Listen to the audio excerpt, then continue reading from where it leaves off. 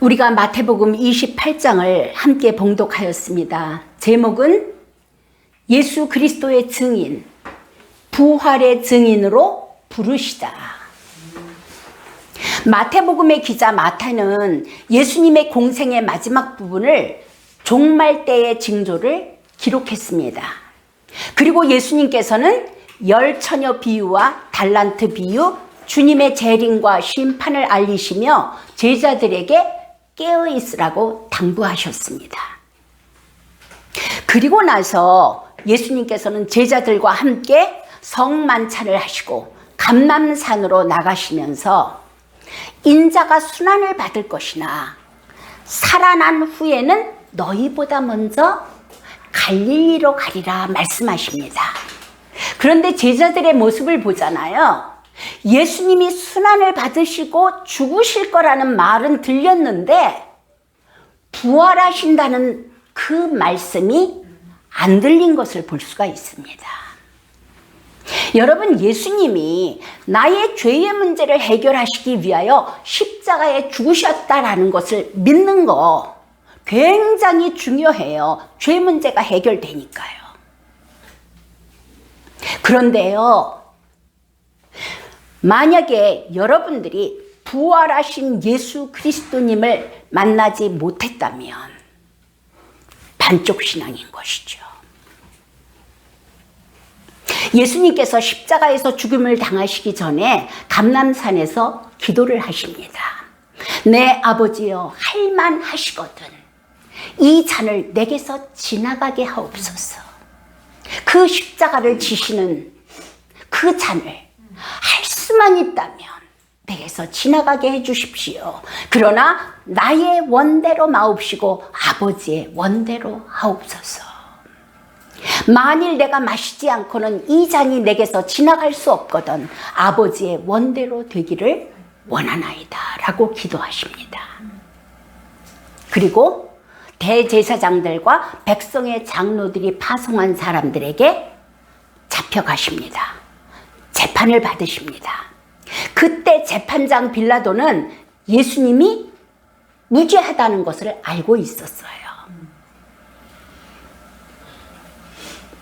그러나 빌라도는 예수님을 십자가에 못 박으라고 외쳐대는 사람들이 밀란을 일으킬 것 같으니까 군중 때문에 예수님을 십자가에 못 박히도록 내어주고, 그리고 살인강도 바라바는 풀어줍니다. 예수님은 그렇게 채찍질 받고 조롱당하고 희롱당하고 온 고난과 순환과 고통을 당하시고 십자가에서 죽으십니다. 그날이 안식일 전날이에요. 그래서 우리가 성금요일로 안식일 전날인 금요일에 성금요일을 지키게 되지요. 그런데요, 여러분, 십자가에 죽으신 이 예수가 누군지 아세요? 온 우주 만물을 창조하신 창조자세요. 하나님의 아들로서 인류의 죄, 사단에게 속아서 하나님을 불신앙하고 불복종하여서 사단의 종이 되어버린 이 어마어마한 인간의 죄의 문제, 영적 근본 문제를 해결하기 위해서, 그 죄를 대속하기 위해서 죄 없으신 하나님의 아들이 대신 죄가 되어서 십자가에 죽으신 것이죠. 그냥 어떤 사람 하나가 죽은 것이 아니에요. 하나님이신 하나님의 아들이 도대체 내가 누구기에 나의 죄의 문제 때문에 그분이 죽으셔야 되는 거예요. 하물며 자기가 창조해 놓은 그 피조물의 손에 맞아서 죽는 거예요. 하나님의 사랑의 절정이 그래서 십자가에서 나타나신 것입니다. 그리고 나서 아리마대 부자 요셉이 빌라도한테 가서 이야기하지요. 예수님의 시체를 달라고. 그리고 한 번도 사용하지 않았던 새 무덤에다 넣고 큰 돌을 굴려서 문을 막아 놓습니다. 자, 그리고 나서 28장을 볼게요. 안식일이 지나고, 안식일이라면 토요일을 이야기하는 거죠.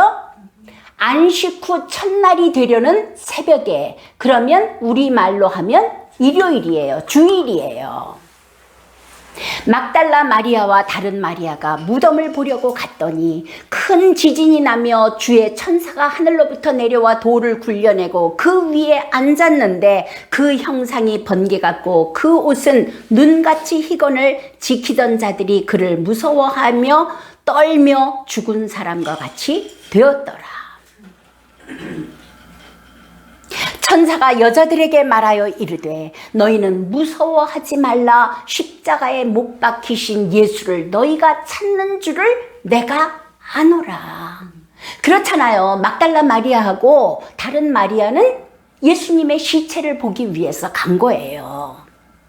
6절 볼게요. 그가 여기 계시지 않고 그가 말씀하시던 대로 살아나셨느니라. 와서 그가 누우셨던 곳을 보라. 이 부활하신 예수님을 여러분들 모두가 만나기를 축원드립니다. 아멘. 그리고 이 부활하신 예수님을 만나지 못하잖아요.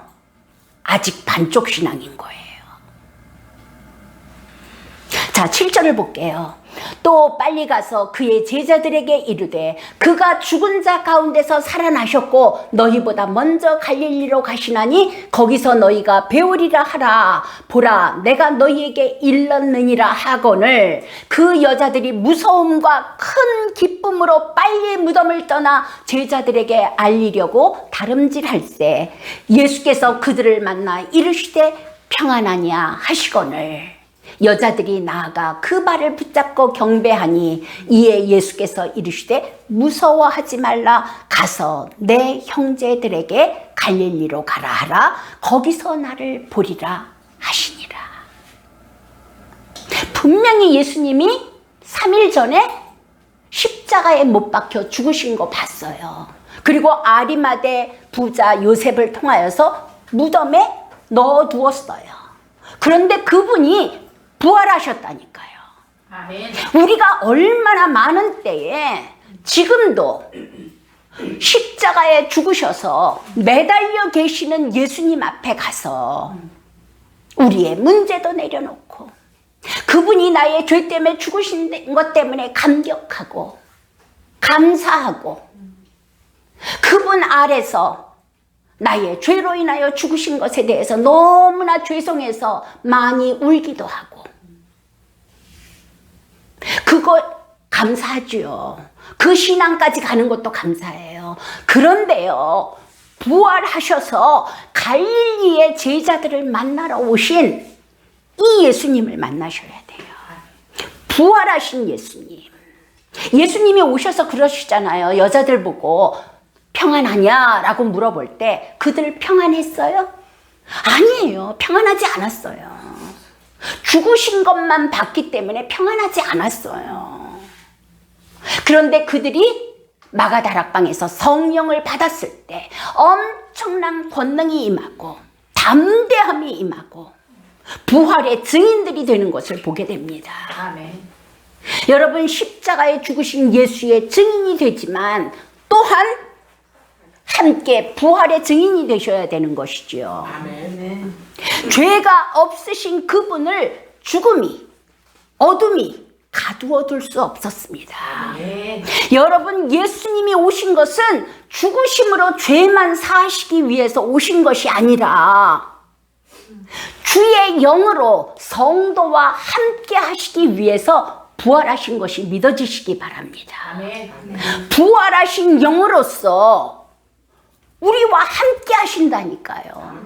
죽으시면서 죄의 문제를 해결하셨고 부활하신 성령으로 성도와 함께 하시는 거예요. 이때 담대함이 나오는 거예요. 이때 권능을 받는 것이에요. 사도행전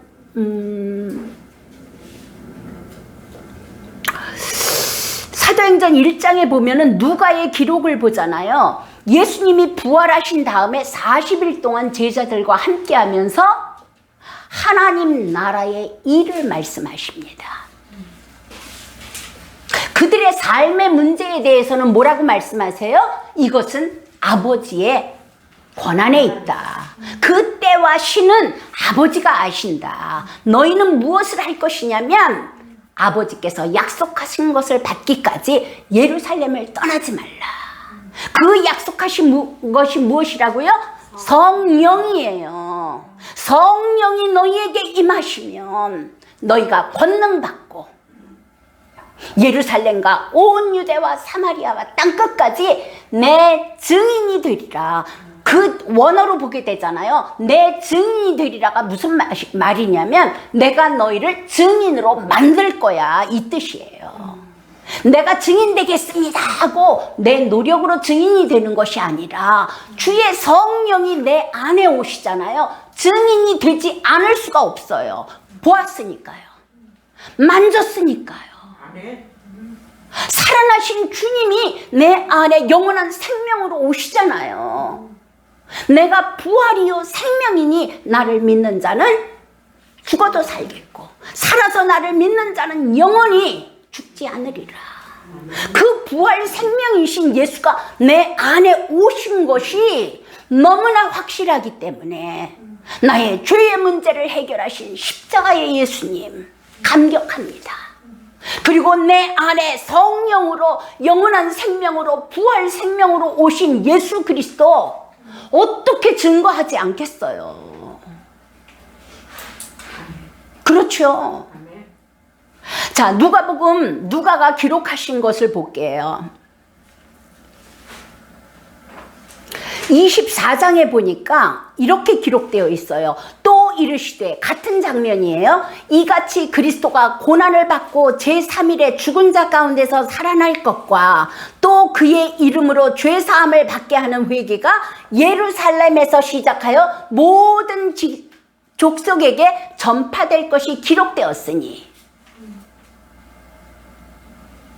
너희는 이 모든 일에 증인이라. 무엇의 증인이라? 십자가에 죽으시며 죄의 문제를 해결하신 예수 그리스도의 증인이라. 그러면서 뭐라고 말씀하시냐면 누가복음 24장 49절에는 볼지어다 내가 내 아버지께서 약속하신 것 성령을 너희에게 보내리니 너희는 위로부터 능력으로 입혀질 때까지 이 성에 머물라. 그게 사도행전 3절의 말씀이잖아요. 8절의 말씀이잖아요. 예수님을 믿는 많은 사람들이 예수님이 하나님이시요 예수가 생명이신 것을 믿는 사람 많습니다. 그러나 그 생명이 부활 생명으로 영원한 하나님의 나라로 내게 임마누엘 하셨다는 것을 믿지 못하는 사람이 많다는 거예요. 그럼 하나님은, 예수님은 생명이시지. 그럼 예수님이 하나님이시지. 그런데 그분이 부활하신 생명으로, 예수 그리스도가 생명 자체잖아요. 그 생명이 내 안에 오셔서 나와 함께 하시다는 것을 알지 못한다면 반쪽 신앙인 거죠. 참으로 안타까운 거예요. 그러니까 그런 사람들, 내게 영원한 생명이신, 부활 생명이신 그분이 나와 함께 하시다는 걸 믿지 못하기 때문에 죽기를 무서워하며 한평생 마귀에게 매여서 종로를 타는 거예요. 하물며 예수를 믿는다 하면서도, 교회를 다닌다 하면서도. 그러나 내 안에 진짜 예수 그리스도 안에 있는 부활 생명, 영원한 생명이 내게 임한 것을 알게 되면 우리가 처음에 죽음이라는 것을 대할 때 분명히 어색할 거예요. 전혀 경험해 본 적이 없기 때문에. 그러나 우리의 영이 육체를 설득해요. 그분이 영원한 생명이야. 영원한 생명으로 너와 함께 하셔. 이미 그분 안에서 영원한 천국이 너에게 임했어. 육신이 쇠하고 영은 날로 새롭도다. 그렇죠? 오늘도 설교를 준비하면서 영원한 생명을 주신 하나님 생각만 해도 감격하고 감사하고 그냥 그 어깨춤이 나오는데 여러분들 이 감격이 있었으면 좋겠어요.